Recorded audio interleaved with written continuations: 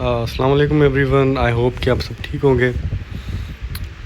Gender studies का एक बहुत ज़्यादा इम्पोर्टेंट टॉपिक है जिसको आप एसए के पर्सपेक्टिव से भी देख सकते हैं और करंट अफेयर्स के पर्सपेक्टिव में भी देख सकते हैं। ठीक है, ये है ग्लोबलाइजेशन और उसके जेंडर इक्वलिटी और इनइक्वलिटी के ऊपर क्या क्या इम्पेक्ट्स हैं उसके ऊपर सवाल है। ठीक है, देखें, एक चीज़ अपने जहन में डाल दें कि जब भी आपके सामने कोई सवाल आएगा, अभी क्योंकि पेपर्स की सवाल की क्वेश्चंस की नेचर चेंज हो गई है, तो उसमें सिर्फ स्ट्रेट फॉरवर्ड आपसे कोई भी एक चीज़ नहीं पूछी जाती।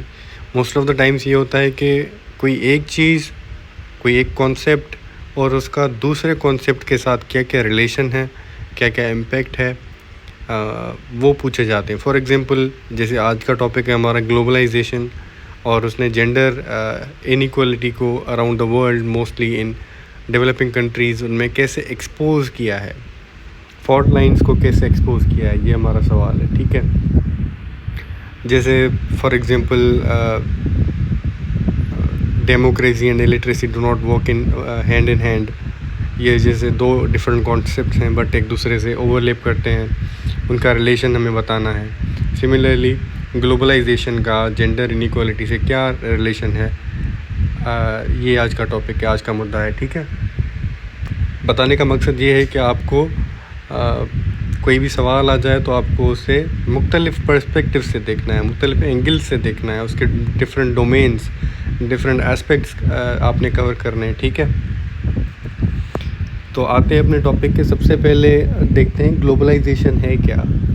ये टॉपिक हमारा है globalisation and gender issues in developing countries. ठीक है, सबसे पहले देख लेते हैं कि ग्लोबलाइजेशन असल में है क्या। So this refers to increasing interconnectedness of economies, societies, cultures, technologies and political institutions. ठीक है, मुख्तलिफ यहाँ पे कल्चर्स, सोसाइटीज़, इकोनॉमीज़, टेक्नोलॉजीज़, जब पॉलिटिकल इंस्टीट्यूशन जब आपस में इंटरकनेक्टेड हों, बहुत ज़्यादा जुड़े हुए हों, तो उसे हम ग्लोबलाइजेशन कहते हैं। मतलब जो पूरी का पूरा ग्लोब है हमारा, वो कनेक्ट हो गया है, बहुत ज़्यादा एक ग्लोबल विलेज बन गया है। ठीक है, टेक्नोलॉजी ने, इंटरनेट ने, बहुत ज़्यादा जो ट्रेड हो रहा है, ग्लोबल ट्रेड, उसने हमें हद से ज़्यादा कनेक्ट कर दिया है। मैं पाकिस्तान में बैठ के ईज़िली विद इन सेकंड्स पता कर सकता हूँ कि अमेरिका के किसी गांव में क्या चल रहा है, कौन से ट्रेंड्स हैं, कौन सी वबा फैली है वहाँ पे। तो और पेंडेमिक का हम एग्जांपल ले सकते हैं कि चाइना में एक पेंडेमिक एक बीमारी शुरू हुई, वो पूरी की पूरी दुनिया को उसने अफेक्ट किया एंड मिलियंस डाइड। ठीक है, कोविड-19 में। ये है globalisation. This has so many positives and so many negatives as well. ठीक है, और आजकल जो मॉडर्न वर्ल्ड है उसमें कंट्रीज़ जो हैं वो अपनी पॉलिसीज़, फॉरेन पॉलिसीज़ स्पेसिफ़िकली उसी लिहाज से बनाते हैं, ग्लोबलाइजेशन को नज़र में रखते हुए। ठीक है, through cross border movements of goods, capital, people, information, ideas and technology, ये सारे के सारे ड्राइविंग फोर्सेस हैं टेक्नोलॉजी में। उसमें आप ट्रेड करते हैं, कैपिटल की मूवमेंट होती है, लोग ज़्यादा ट्रेड करते हैं। फॉर एग्जांपल, पाकिस्तान के बहुत ज़्यादा यूथ जो है वो गल्फ़ कंट्रीज़ के अंदर काम कर रही है, यूरोपियन कंट्रीज़, वेस्टर्न कंट्रीज़ के अंदर काम कर रही है। ठीक है, this is possible because of globalisation. उसमें इंफॉर्मेशन का फ़्लो भी है सोशल मीडिया के थ्रू, और आइडियाज़ भी बहुत ज़्यादा फ़्लो कर रहे हैं बिकॉज ऑफ टेक्नोलॉजी। ठीक है, और एक जेंडर्ड पर्सपेक्टिव से हम देखें, अगर from a gendered point of view, globalisation is fundamentally gendered because its costs and benefits are unevenly distributed between men and women। देखें, ग्लोबलाइजेशन जेंडर्ड इसलिए है क्योंकि उसकी ग्लोबलाइजेशन की जो बेनिफिट्स हैं और डाउन साइड है, उसकी डिस्ट्रीब्यूशन जो है वो अनइवन है। मतलब मर्दों को फ़ायदा ज़्यादा मिल रहा है और औरतों को फ़ायदा कम मिल रहा है। और जो नुकसानात हैं, औरतें ज़्यादा उठा रही हैं, मर्द कम उसके नुकसानात उठा रहे हैं, ठीक है। Sorry for the disturbance in the background. उसके लिए एज हाईलाइटेड इन, देखिए यहाँ पे I do mention so many sources, तो ये नोट डाउन कर लिया करें। International trade and market integration are not gender neutral, ठीक है। Men and women experience trade policies differently based on their structural positioning as workers, producers, entrepreneurs, traders, and consumers. While globalization has connected local gender struggles with global institutions and markets, it simultaneously exposes women in developing nations to new modes of market exploitation and socio-economic insecurity. एक मिसाल दे देता हूँ कि globalisation में जो मतलब बड़ी बड़ी इकोनॉमीज़ हैं, जैसे England, America, France, European countries जैसे, ठीक है, उनमें मिसाल देता हूँ आपको। एक क्लोथिंग ब्रांड्स होते हैं, ठीक है, फॉर एग्जांपल ज़ारा, ठीक है, वो अपने जो कपड़े हैं, क्लोथिंग, चाहे वो बच्चों के हों, लेडीज़, जेंट्स, जिनके भी हों, वो बनवाते इन डेवलपिंग कंट्रीज़ के अंदर हैं। फॉर एग्जांपल बांग्लादेश के अंदर ये क्लोथिंग इंडस्ट्री है बहुत बड़ी। अब इसका मकसद क्या है? मकसद सिर्फ़ और सिर्फ चीप लेबर है।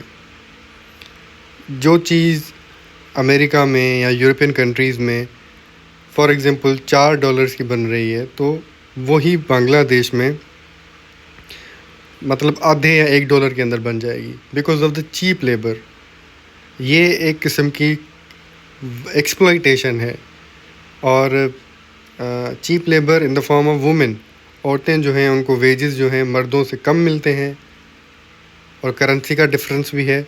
इसीलिए जो बड़ी इकोनॉमीज़ हैं वो अपने ब्रांड्स या अपने हब्स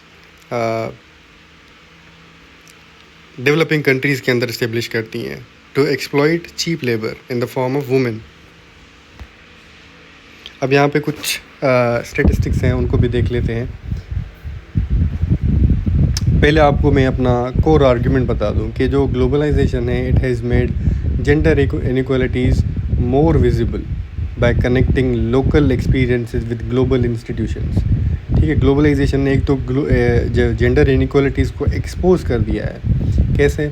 ग्लोबल इंस्टीट्यूशंस हैं, उनको लोकल एक्सपीरियंसेस पता चलते हैं। फॉर एग्जांपल UN वुमेन है, वो वर्क करती है टुवर्ड्स वुमेन एम्पावरमेंट और वुमेन को जो इश्यूज़ हैं, ठीक है, तो उनको लोकल एक्सपीरियंसेस को नोट डाउन करते हैं, उन पे रिपोर्ट बनती हैं, रिसर्चेज होती हैं, ठीक है। और मार्केट्स के थ्रू और मीडिया का बहुत बड़ा रोल होता है उसमें, फेमिनिस्ट मूवमेंट्स का रोल होता है।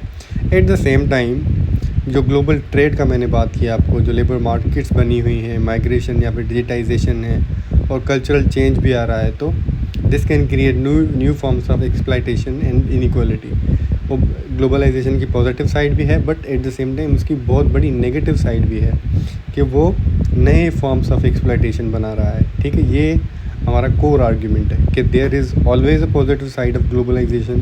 उसने औरतों के लिए इदारे बनाए हैं, इंस्टीट्यूशंस बनाए हैं, उनको आवाज़ दी है मीडिया के थ्रू, और फेमिनिस्ट मूवमेंट्स को भी वोकलाइज़ किया है। But at the same time उसने नए चैनल्स बनाए हैं, नए फॉर्म्स ऑफ एक्सप्लॉइटेशन बनाए हैं, जैसे हमारा ग्लोबल ट्रेड का बताया मैंने, चीप लेबर मार्केट का बताया, माइग्रेशन का बताया, ह्यूमन ट्रैफिकिंग का बताया। ये सारी की सारी चीज़ें हमारा कोर आर्ग्यूमेंट है।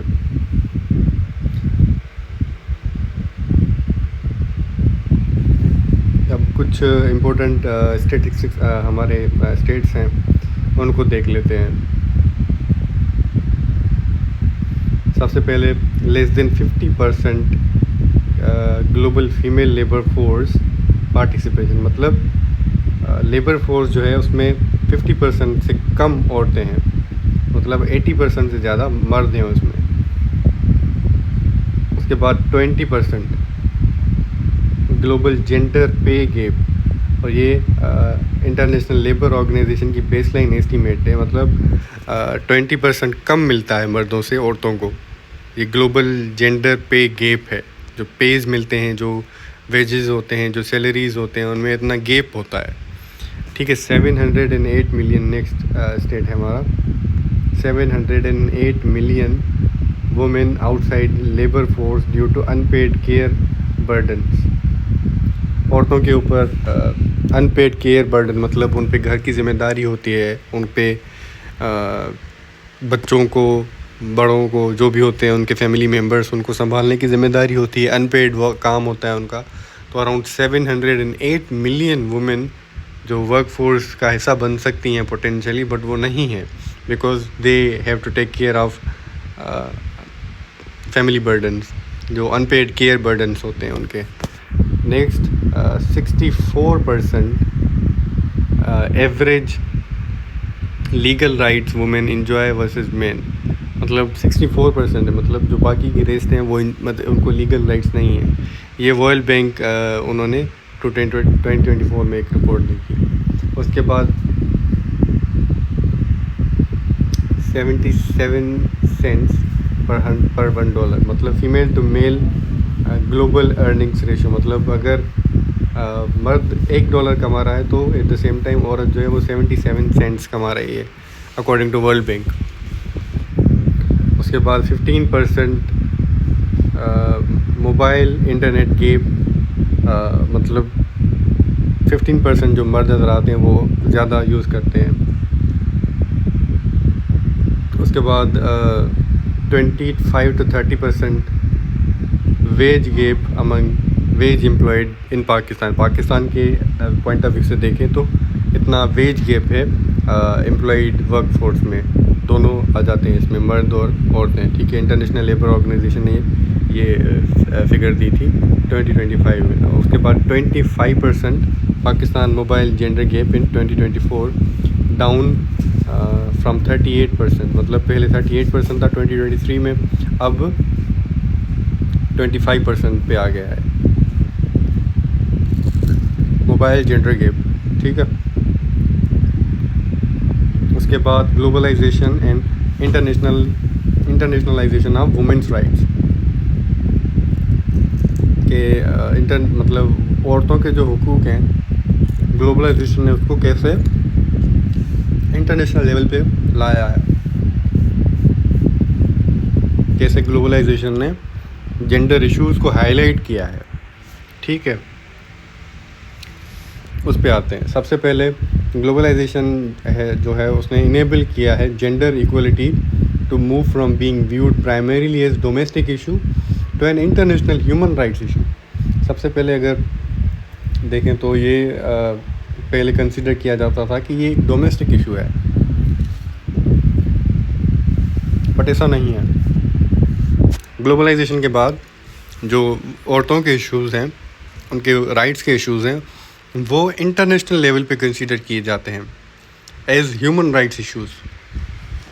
उसके लिए मुख्तलिफ ऑर्गेनाइजेशंस, इंटरनेशनल माइलस्टोन्स और इंस्टीट्यूशनल मेकनिज़म्स बनाई गई हैं। ठीक है, जिनमें CEDAW, उसका convention on all forms of convention on elimination of all forms of discrimination against women, ये 1979 में बनाई गई थी और पाकिस्तान इसका सिग्नेटरी है।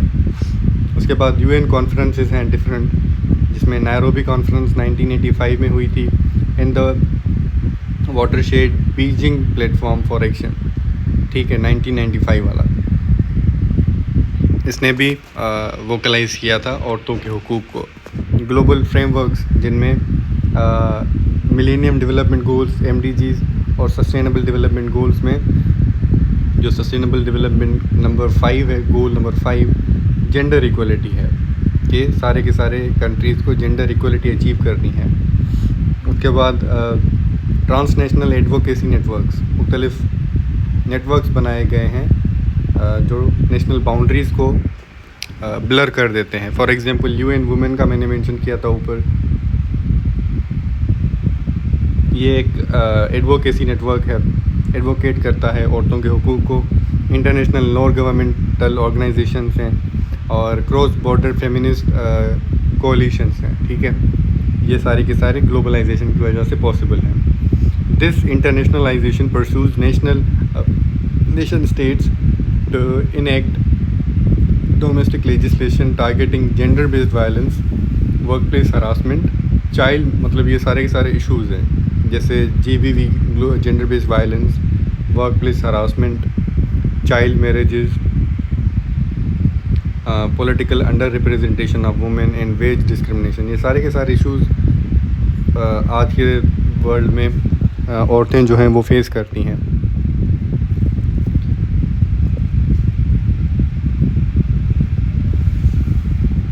इन सारे के सारे जो बॉडीज़ हैं ये एक किस्म का इंटरनेशनल प्रेशर क्रिएट करती हैं स्टेट्स के ऊपर कि वो जेंडर बेस्ड वायलेंस को एड्रेस करें, डिस्क्रिमिनेशन को एड्रेस करें और औरतों की पॉलिटिकल पार्टिसिपेशन को बढ़ाएं, इक्वल एम्प्लॉयमेंट हो, रिप्रोडक्टिव राइट्स हों औरतों के पास, एजुकेशन को एड्रेस किया जाए, पॉवर्टी को एड्रेस किया जाए, जो ह्यूमन ट्रैफिकिंग होती है औरतों की उसको ख़त्म किया जाए और चाइल्ड मैरिजेस को भी बंद किया जाए।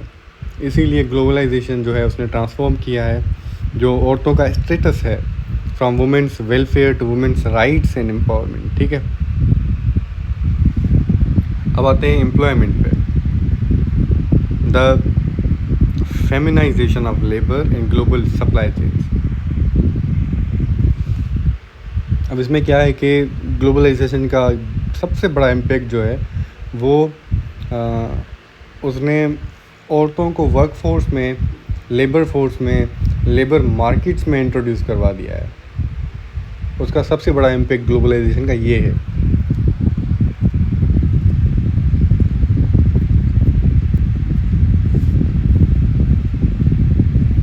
जिसे हम फेमिनाइजेशन ऑफ लेबर भी कह सकते हैं। यहाँ पे बहुत बड़ी MNCs आ जाती हैं, मल्टीनेशनल कॉरपोरेशंस, और वो एक्सपोर्ट ओरिएंटेड इंडस्ट्रीज़ इस्टेब्लिश करती हैं डेवलपिंग कंट्रीज़ में, जैसे मैंने बांग्लादेश का एग्जांपल दिया था। और वो हेवीली रिक्रूट करती हैं फीमेल लेबर को। ठीक है, ये बहुत बड़ा पॉजिटिव भी है क्योंकि औरतों को एम्प्लॉयमेंट नहीं मिलती और ये हेवीली एम्प्लॉय करती हैं फीमेल वर्क फोर्स को। ठीक है, but at the same time उनके वेजेस, उनके लिए सोशल सेफ्टी नेट्स और उनके ओवरऑल वेलबींग को नेग्लेक्ट किया जाता है। इसमें पॉजिटिव इफ़ेक्ट्स बहुत बड़े हैं। ग्लोबल प्रोडक्शन जो है उसने it has created employment opportunities for women in garments, textiles, electronics, food processing, agriculture, services, call centres, tourism, domestic works, care work, इन सब सेक्टर्स में औरतों के लिए एम्प्लॉयमेंट जनरेट हुई है बिकॉज ऑफ ग्लोबलाइजेशन। अब इंटरनेशनल लेबर ऑर्गेनाइजेशन के हिसाब से 50% of women participate in the global labour workforce compared with 80% of main. मतलब 50% औरतें जो हैं वर्कफोर्स का हिस्सा हैं, 80% मेन जो हैं वो वर्कफोर्स का हिस्सा हैं। कितना डिफरेंस है। Women also contribute almost 60% of informal employment and earn about 20% less than main globally. मतलब मर्दों से वो 20% कम कमाती हैं, चाहे वो इनफॉर्मल इकोनॉमी का हिस्सा हो। अब थोड़ा ग्लोबल सप्लाई चेन पैराडॉक्स को देख लेते हैं कि ये क्या है। जहाँ पे paid employment provides women with cash income, fostering economic autonomy and intra house hold bargaining power. औरतों को ये सप्लाई चेन जो है उनको इनकम तो जनरेट करवाती है, उनको फाइनेंशियल ऑटोनॉमी भी प्रोवाइड करती है और घर में अपने हाउस होल्ड के अंदर उनको इतनी अथॉरिटी मिल जाती है कि वो किसी भी राइट पे, किसी भी बात पे बार्गेन कर पाएँ क्योंकि उनके पास फाइनेंशियल ऑटोनॉमी आ जाती है। हाउएवर पैराडॉक्स ये है कि it frequently locks them into low paid, informal and repetitive and hazardous working conditions with minimal social protection। देखें, पैराडॉक्स ये है कि ग्लोबलाइजेशन आई, उसने औरतों को हुकूक दिलवाए, उन्हें आवाज़ दे दी और फाइनेंशियल ऑटोनॉमी दे दी, अपने पैसे कमाने का एक बहुत बड़ा चांस दे दिया। ठीक है, और अपने घर में ही, अपने ही हाउस होल्ड में उन्हें inter household bargaining power दे दी कि वो अपने हुकूक के लिए बात कर पाएँ। But at the same time इसी हक को अचीव करने के लिए वो ख़ुद को एक्सप्लॉइट होने देती हैं लो पेड, इनफॉर्मल और हज़ार्डस वर्किंग कंडीशंस में। देखें, मैंने जैसे बांग्लादेश का एग्जांपल दे दिया कि वहाँ पे जो टेक्सटाइल इंडस्ट्रीज़ वगैरह हैं, वहाँ की working conditions for women in particular बहुत ज़्यादा मुश्किल होती हैं। ठीक है, तो एक किस्म का ये पैराडॉक्स क्रिएट हो जाता है कि एक किस्म से उनको पॉजिटिव तो मिल जाते हैं, but at the same time वो फंस जाती हैं।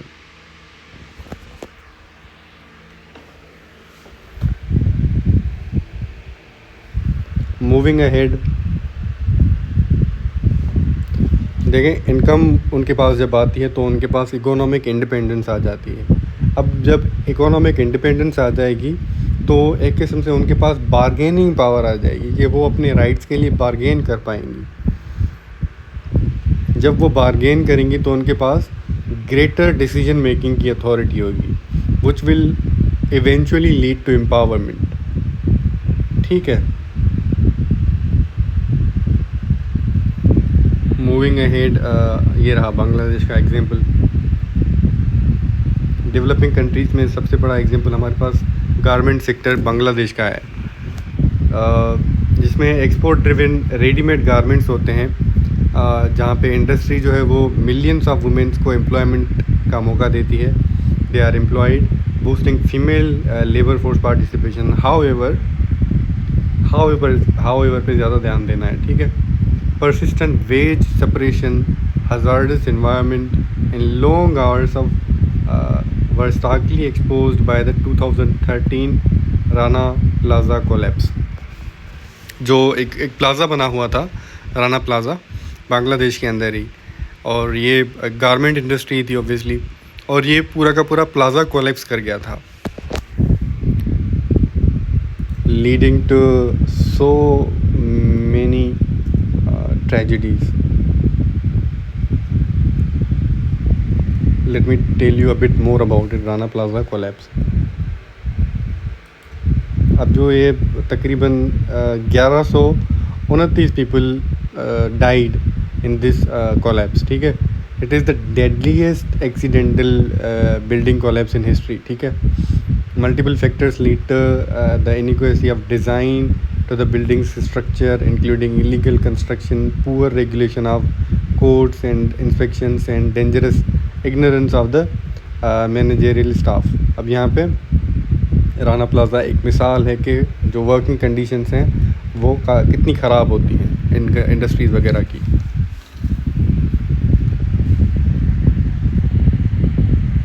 उसके बाद पाकिस्तान का एग्जांपल भी है हमारे पास, टेक्सटाइल और गारमेंट सेक्टर का। Integration into global textile supply chain has drawn women into stitching in garment assembly. ठीक है, ये फॉर एग्जांपल कराची में भी है। However international labour organisation study highlights that local cultural norms, for example जैसे purdah and occupational segregation, concentrate women in low tier export jobs, exposing them to high risk during the trade restructuring. Same Bangladesh की तरह भी यहाँ पे औरतें financial autonomy के लिए इन MNCs का हिस्सा बनती तो हैं, but at the same time उनके लिए दूसरी प्रॉब्लम्स खड़ी हो जाती हैं, जिसे हम कहते हैं ग्लोबल सप्लाई चेन पैराडॉक्स। उसके बाद आते हैं केयर इकोनॉमी पे, migration in the global care chain. ये क्या है, ये क्या मामला है, इसको देख लेते हैं थोड़ा सा।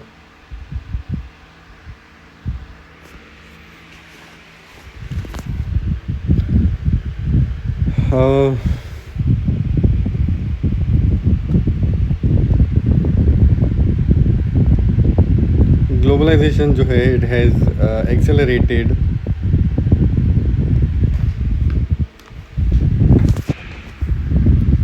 international female labor migration, giving rise to the concept of global care chain. women from developing nations migrate to wealthier nations to fill domestic and caretaking vacuums created by Western women's increased formal workforce entry. ये एक किस्म से हम कह सकते हैं कि brain drain भी यहाँ पे क्रिएट हो जाता है ग्लोबलाइजेशन की वजह से कि औरतें अपना मुल्क, अपना होमलैंड, अपना कंट्री छोड़ के दूसरे कंट्रीज़ तक माइग्रेट करती हैं because for a better lifestyle, for better employment opportunities, ताकि वो अपनी उस पावर्टी साइकिल को या फिर जो भी आप उसे नाम दे दें उसको तोड़ पाएँ। और यहाँ पे एक इसी वजह से एक नया कॉन्सेप्ट जन्म लेता है जिसे हम कहते हैं care deficit mechanism. Care deficit mechanism, इस पे आते हैं थोड़ी देर में कि ये असल में है क्या जो केयर डेफिसिट मैकेनिज़्म है।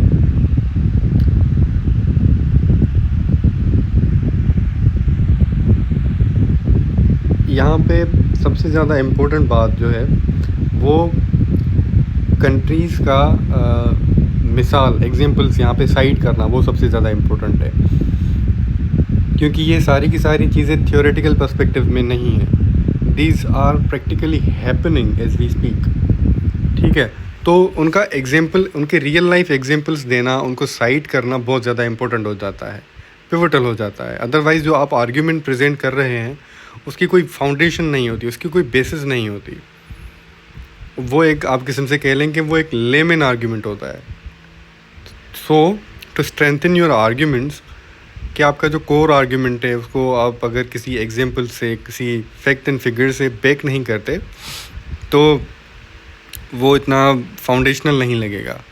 इसीलिए यहाँ पे काफ़ी ज़्यादा कंट्रीज़ के एग्जांपल मैंने साइट कर दी हैं, जैसे बांग्लादेश का, पाकिस्तान का, और यहाँ पे मिडिल ईस्टर्न गल्फ़ कंट्रीज़ और Philippines, Indonesian, south African countries. और इनका एग्जांपल जब आप बताऊंगा तब आपको समझ में आ जाएगा कि केयर डेफिसिट मैकेनिज़्म क्या है और इसमें एक ग्लोबल केयर चेन कैसे क्रिएट हो जाती है।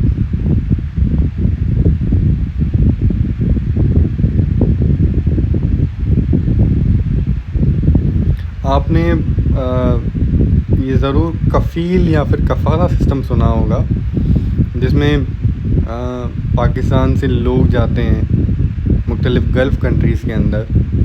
ये एक किस्म से आप कह लें कि मॉडर्न स्लेवरी है, जहाँ पे मर्द हो या औरत हो, दोनों ही कफ़ाला सिस्टम के अंदर जाते हैं, जिन पे एक कफ़ील होता है।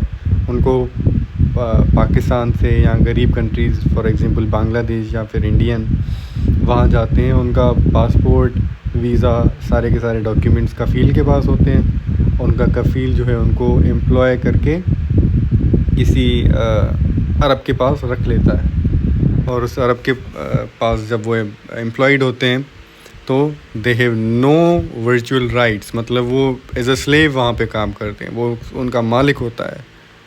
और जब तक वो मालिक छुट्टी नहीं देगा, पैसे नहीं देगा, मतलब वो करता धरता होता है। मतलब all those persons are at the mercy of their either their कफ़ील और their employer, ठीक है, जिसे हम मॉडर्न स्लेवरी भी कह सकते हैं। ये मतलब एक एग्जांपल है, लिविंग एग्जांपल है हमारा एक केयर डेफिसिट मैकेनिज़्म या फिर केयर, ग्लोबल केयर चेन का।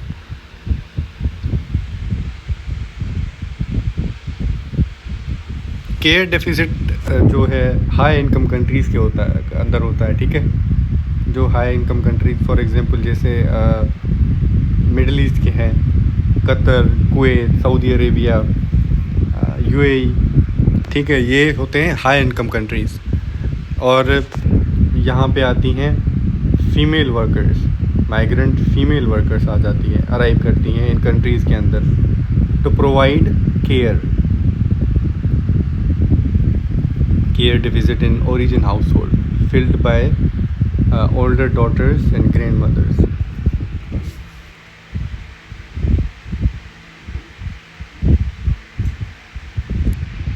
तो ये एक केयर डेफिसिट मैकेनिज़्म यहाँ पे क्रिएट हो जाती है। उसके बाद globalisation, digital globalisation and the gender divide, उस पे आते हैं कि जो एक जेंडर के अंदर डिजिटल डिवाइड है वो कैसे इम्पोर्टेंट है यहाँ पे, और ग्लोबलाइजेशन का क्या इम्पैक्ट है उस पर। Digital transformation presents both immense opportunities and steep inequalities. Access to mobile technology, remote work, e-commerce and digital finance can empower women, however structural barriers persist. ये डिजिटल ट्रांसफॉर्मेशन जो है वो दोनों अपॉर्चुनिटीज़ भी देती है और इनइक्वालिटीज़ भी क्रिएट करती है। जो मोबाइल टेक्नोलॉजी है, रिमोट वर्क है, ई-कॉमर्स और डिजिटल फाइनेंस है, ये औरतों को एम्पावर तो कर सकते हैं, but at the same time ये बैरियर्स भी क्रिएट करते हैं। सबसे पहले ग्लोबल ट्रेंड्स पे आते हैं। GSMA के 2024 की रिपोर्ट है एक, ये रिपोर्ट करते हैं that women in LMICs are 15% less likely than men to use mobile internet. मतलब मर्दों से 15% कम औरतें जो हैं वो मोबाइल इंटरनेट यूज़ करेंगी। ये एक रिपोर्ट है GSMA की 2024 की। साउथ एशिया एंड सब सहारन Africa account for less around 60% of unconnected female population. मतलब अराउंड 60% जो है वो साउथ एशिया, सब सहारन अफ्रीकन की औरतों की पॉपुलेशन जो है वो अराउंड 60% वो कनेक्टेड है ही नहीं इंटरनेट से। तो ये जो कनेक्टेड नहीं है, ऑब्वियसली उनके लिए अपॉर्चुनिटीज़ क्रिएट होंगी ही नहीं। ना वो रिमोट वर्क का हिस्सा बन सकती हैं, ना वो मोबाइल टेक्नोलॉजी से अपना काम कर सकती हैं, ना वो ई-कॉमर्स का या डिजिटल फाइनेंस का हिस्सा बन सकती हैं, ना उनकी बेनिफिट्स का फ़ायदा उठा सकती हैं, क्योंकि वो इंटरनेट से कनेक्टेड हैं ही नहीं। ठीक है, अब पाकिस्तान की एक केस स्टडी को देख लेते हैं। Rapid progress brought 8 million Pakistani women online in 2024। मतलब जो इंटरनेट बढ़ रहा है पाकिस्तान में, अराउंड 8 मिलियन पाकिस्तानी औरतें उन्होंने इंटरनेट एक्सेस हासिल की 2024 में, closing the mobile gender gap from 38% to 25%। मतलब पहले 38% गैप था, और क्योंकि 8 मिलियन और औरतें उन्होंने इंटरनेट पे आ गई, तो ये डेफिसिट कम हुआ है, which is a positive sign for Pakistan, कि अब ये गैप जो है वो 25% तक है। ये पाकिस्तान की केस स्टडी है, ये आप अपने पेपर में डाल सकते हैं। ठीक है, however full digital inclusion is hampered by affordability, lower digital literacy, patriarchal controls and safety concerns. मतलब फुल जो है वो जो डिजिटल इंक्लूजन वो हुआ नहीं है, उसमें अभी भी मसले आ रहे हैं। उसमें वो अफोर्ड नहीं कर सकती, वहाँ पे डिजिटल लिटरेसी नहीं है उनके पास, और पेट्रियार्कल मतलब मर्द हजरात जो हैं वो उनको अभी भी कंट्रोल कर रहे हैं, उनकी विल को कंट्रोल कर रहे हैं। पेट्रियार्कल कंट्रोल्स हैं अभी भी, और उनके लिए सेफ्टी कंसर्न्स भी हैं। ठीक है, उसके बाद technology facilitated gender based violence. ये कैसे? जो ऑनलाइन स्पेसेस हैं, they have expanded avenues for cyber stalking, harassment, doxing and targeted abuse against female public figures and activist. कि जेंडर बेस्ड वायलेंस जो है वो एक साइबर लेवल पे भी हो रहा है, जिसमें साइबर बुलिंग आ जाती है, हरासमेंट आ जाती है, ब्लैकमेलिंग आ जाती है, डिफेमेशन आ जाती है, और ये सारे के सारे औरतों को रोकते हैं, हैम्पर करते हैं कि वो इंटरनेट में ना आए। अब जैसे डॉक्सिंग है, डॉक्सिंग जो है it is the act of gathering and publicly publishing private और identifying information about a person without their permission. मतलब किसी भी औरत का कंसेंट बिना लिए उनको शेम देने के लिए या उनको हरास करने के लिए, इंटिमिडेट करने के लिए या फिर उनको थ्रेटन करने के लिए उनका प्राइवेट इन्फॉर्मेशन जो भी मिले उनको पब्लिक कर देना, उसे हम डॉक्सिंग कहते हैं, ठीक है। जैसे उनका होम एड्रेस या फिर वर्क प्लेस डिटेल्स या उनकी अपने प्राइवेट ईमेल्स, मैसेजेस या फ़ोटोज़ वगैरह उनको इंटरनेट पे डाल देना, दैट इज़ डॉक्सिंग, ठीक है। डॉक्सिंग, ये सारी की सारी चीज़ें जो हैं ये जेंडर बेस्ड वायलेंस को फैसिलिटेट करती हैं। उसके बाद कल्चरल डायनामिक्स पे आते हैं, डिजिटल फेमिनिज्म एंड ग्लोबलाइजेशन, जिसे हम ग्लोबलाइजेशन कहते हैं।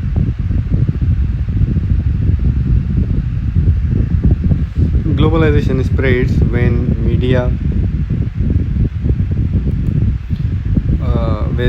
Western media, consumer culture, and non-traditional family structures challenging indigenous patriarchal norms. Globalisation तब स्प्रेड होती है जब western media, consumer culture and non traditional family structures challenging indigenous patriarchal norms, जो patriarchal norms जो हैं उनको चैलेंज करती है कि किसी भी जगह के जो इंडिजिनस पेट्राकल नॉर्म्स होंगे, मतलब वो वही बिलीव करेंगे कि औरतों के पास मोबिलिटी के, फ्लेक्सिबिलिटी के, काम करने के, बाहर निकलने के हुकूक नहीं हैं, और ये सारी की सारी चीज़ें उन चीज़ों को चैलेंज करती हैं। This interaction produces complex socio economic, socio cultural outcomes.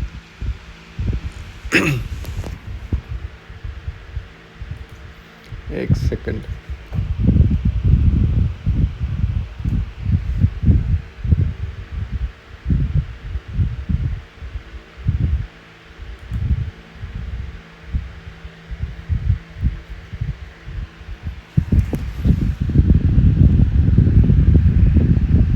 जैसे ट्रांसनेशनल फेमिनिस्ट मोबिलाइजेशन, अब ये कैसे होती है? देखें, हमने मुख्तलिफ एस्पेक्ट्स को कवर किया है। यहाँ पे हमने जेंडर डिवाइड को कवर किया, यहाँ पे हमने डिफरेंट एस्पेक्ट दे दिया जो ग्लोबल केयर चेन वाला एस्पेक्ट है, और उसके बाद एम्प्लॉयमेंट का एस्पेक्ट हमने कवर कर लिया कि एम्प्लॉयमेंट में भी पॉजिटिव्स और नेगेटिव्स होते हैं, और वुमेंस राइट्स को कैसे ग्लोबलाइजेशन ने इंटरनेशनलाइज कर दिया है, ठीक है। All those things are covered with different aspects. अब ये ट्रांसनेशनल फेमिनिस्ट मोबिलाइजेशन ये कैसे होती है? Digital platforms enable localised movements. जो डिजिटल प्लेटफॉर्म्स हैं वो आवाज़ देते हैं, वोकलाइज करते हैं एडवोकेसी को। किसी भी लोकल लेवल पे कोई औरतों के साथ मसला हुआ है और उन्होंने एक वीडियो बना के या एक हैशटैग लगा के इंटरनेट पे डाल दिया, तो उसको इतनी ज़्यादा आवाज़ मिल जाएगी कि वो दुनिया के एक कॉर्नर से उठ के दूसरे कॉर्नर तक पहुंच सकती है, ठीक है। तो ये एक किस्म की ट्रांसनेशनल फेमिनिस्ट मोबिलाइजेशन हो जाती है। जैसे मी टू मूवमेंट हुई थी वर्क प्लेस हरासमेंट के ख़िलाफ़, उसके बाद हैशटैग नियोना मैनोस, ये एक और मूवमेंट थी, और पाकिस्तान की औरत मार्च मूवमेंट भी बहुत ज़्यादा वोकलाइज हुई थी because of social media. To utilise global feminist vocabularies regarding bodily autonomy. Bodily autonomy मतलब मेरा जिस्म मेरी मर्ज़ी, unpaid care, work place equality, ये सारी की सारी चीज़ें ट्रांसनेशनल मोबिलाइजेशन में आ जाती हैं, और काफ़ी हद तक ये सारे एक ग्लोबल इश्यूज़ हैं, ठीक है, ये लोकल इश्यूज़ नहीं हैं। जब रेजोनेट होते हैं, मतलब पाकिस्तान में अगर बॉडीली ऑटोनॉमी की बात हुई है, सेम चीज़ बांग्लादेश में, श्रीलंका में, इंडिया में भी फॉलो की जाएगी, क्योंकि वहाँ पे भी बॉडीली ऑटोनॉमी पे सवाल उठते हैं। गल्फ़ कंट्रीज़ में भी सेम ही है। तो दीज आर ग्लोबल इश्यूज़। उसके बाद कल्चरल बैकलैश भी है, जिसका मतलब है conservative elements often frame globalised gender equality movements as forms of western cultural imperialism और threats to local values. Pakistan की औरत मार्च का एग्जांपल उठा लें आप, उसमें यह है कि जब वो शुरू हुई थी 2018 में आई गेस, तो उसको एक वेस्टर्न प्रोपेगेंडा का नाम दे दिया गया था कि western countries are financing these Aurat marches, ताकि वो पाकिस्तान के लोकल वैल्यूज़ को, कस्टम्स को, ट्रेडिशंस को तोड़ पाएँ। ठीक है, इसीलिए कहते हैं कि इसको कल्चरल बैकलेश भी मिला था। ये सारी की सारी उनको वेस्टर्न कल्चरल इम्पीरियलिज्म का नाम दिया गया था। अब ग्लोबलाइजेशन का कॉन्सेप्ट क्या है? ग्लोबलाइजेशन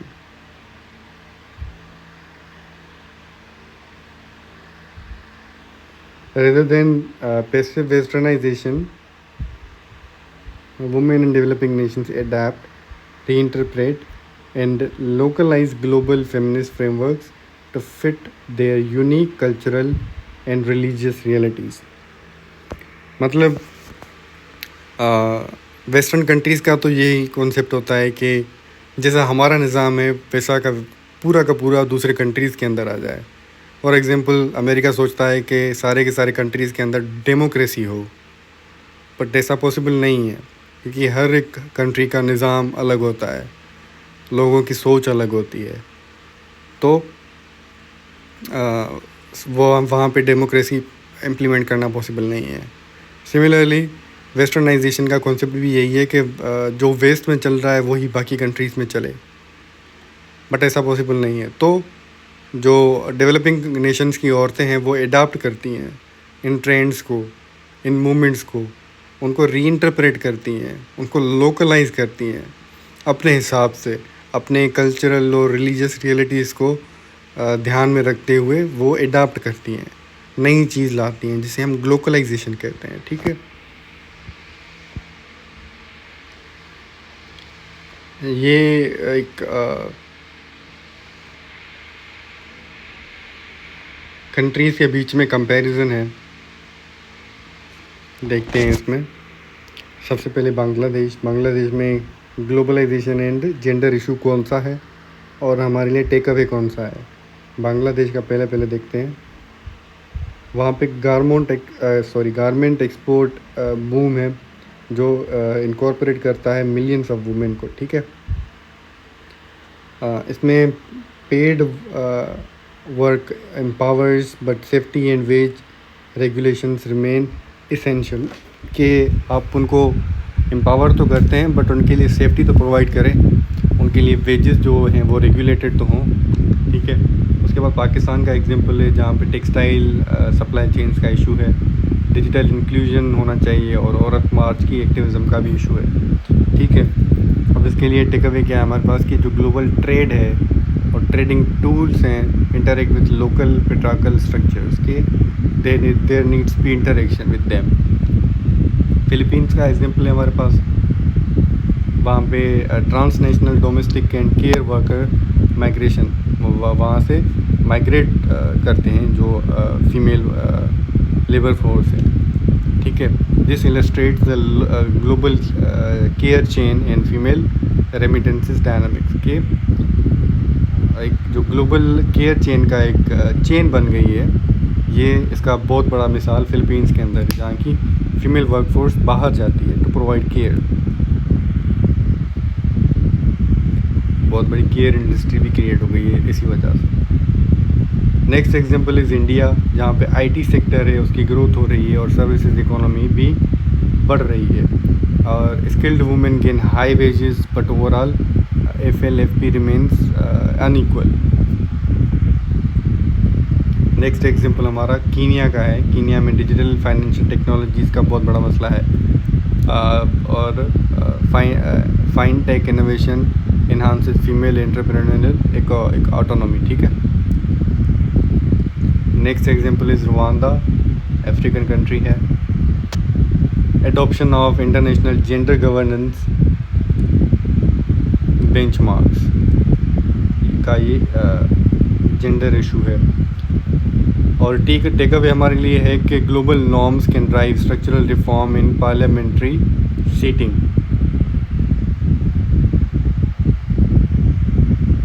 यहाँ पे कुछ जेंडर स्टडीज़ की थियरीज़ भी हैं हमारे पास, उनको देख लेते हैं कि वहाँ यहाँ पे उनकी क्या इम्प्लीमेंटेशन होगी। सबसे पहले हमारे पास है लिबरल फेमिनिज़म, लिबरल फेमिनिज्म जो है this views globalization positively as a mechanism that expands formal education, legal rights, employment opportunities and individual market autonomy.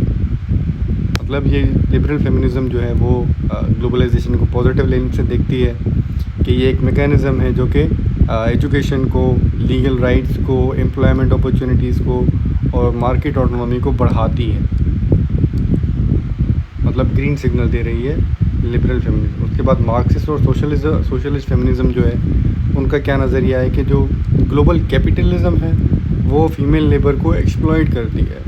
मतलब मार्क्सिस्ट या सोशल फेमिनिस्ट हैं वो कैपिटलिज्म के ख़िलाफ़ हैं कि जो कैपिटलिज्म है वो औरतों को चीप, डोसाइल, फ्लेक्सिबल और easy labour, disposable reserve army of labour समझती है कैपिटलिज्म, जो कि गलत है। उसके बाद रेडिकल फेमिनिज्म जो है वो फोकस करते हैं on persistent patriarchy, globalisation merely shifts the arena of oppression from domestic boundaries to global markets and online space। मतलब वो यही मानते हैं कि रेडिकल फेमिनिज्म यही मानती है कि पेट्रियार्की ही रूट इशू है और यही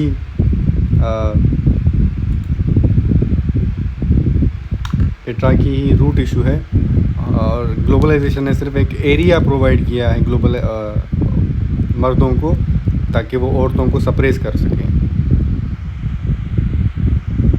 उसके बाद पोस्ट कॉलोनियल फेमिनिज्म में हमारे पास जो कहती है कि यूनिवर्सल रिजेक्ट करती है यूनिवर्सलाइजिंग वेस्टर्न फीमेल एक्सपीरियंसेस, कि जो वेस्ट ने एक्सपीरियंस किया है, वेस्टर्न वुमेन ने एक्सपीरियंस किया है, वो ज़रूरी नहीं है कि पूरी की पूरी दुनिया पे इम्प्लीमेंट हो। ये हमारी पोस्ट कॉलोनियल फेमिनिज्म कहती है। This demands context sensitive policies that account for colonial histories, religion, class and local agency. मतलब आप जहाँ के हैं वहाँ के हिसाब से पॉलिसीज़ बनाएं, इश्यूज़ को नज़र में रखते हुए आप अपनी पॉलिसीज़ बनाएं, कॉन्टेक्स्ट को नज़र में रखते हुए आप उनको सॉल्व करें। उसके बाद पॉलिसी रिकमेंडेशन से हमारे लिए कि वे फॉरवर्ड क्या है हमारा। सबसे पहले जेंडर रिस्पॉन्सिव ट्रेड एग्रीमेंट्स बनाएं। जो भी कंट्रीज़ आपस में ट्रेड करना चाहते हैं या कोई ऑर्गेनाइजेशन वगैरह है, इंस्टीट्यूशन है, उनमें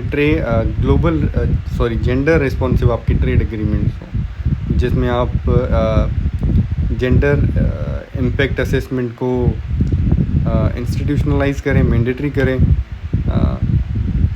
assessments prior to signing bilateral multilateral trade agreements. ठीक है, मतलब औरतों को उन पॉलिसीज़ का हिस्सा लाजमन बनाएं। Next thing that we should do is decent work mandates, जिसमें आप इन्फोर्स करें rigid workplace safety standards, minimum living wages, maternity protection and right to collective bargaining across global value chains. ठीक है, मतलब वर्क प्लेस पे आप औरतों को बहुत ज़्यादा फैसिलिटेट करें, जितना ज़्यादा हो सके उनको फैसिलिटेट करें, उनको सोशल सेफ्टी प्रोवाइड करें, मैटरनिटी प्रोटेक्शन प्रोवाइड करें उनको, और उनके जो वेजेस हैं वो मिनिमम उतने हों कि वो अपनी ज़िंदगी को, अपने डेली लाइफ को सस्टेन कर पाएँ, एक बेहतर ज़िंदगी गुजार पाएँ, सर्वाइवल मूड पे ना हो। Investment in the care economy, subsidise the state funded child care, elder care and parental leave to relieve women of the crippling double burden of the paid and unpaid labor। मतलब वो paid काम तो करती हैं, अपनी job तो करती हैं, बट वो अनपेड काम भी करती हैं। मतलब घर में अगर कोई बूढ़ा मरीज़ है, उसकी भी जिम्मेदारी औरत पे आएगी कि वो उसके ख्याल रखेगी। अगर कोई छोटा बच्चा है, उसकी भी जिम्मेदारी उसी औरत पे आएगी। मतलब वो अपनी जॉब भी करे और सबका काम भी करे, मतलब उसके ऊपर डबल बर्डन आ जाता है। तो this needs to be addressed and subsidised. अपनी मतलब काफ़ी सारी कंट्रीज़ हैं, डेवलपिंग कंट्रीज़ स्पेसिफ़िकली पाकिस्तान का एग्जांपल भी ले लें कि यहाँ पे डे केयर सेंटर्स नहीं है हमारे पास। इसीलिए मतलब अगर किसी वर्किंग वूमेन को बच्चा पैदा होता है तो हर जॉब इज़ हाईली अफेक्टेड। अपने बच्चे को वो डे केयर के पास छोड़ नहीं सकती। क्यों? क्योंकि अवेलेबल ही नहीं है। और ओल्ड एज होम्स को भी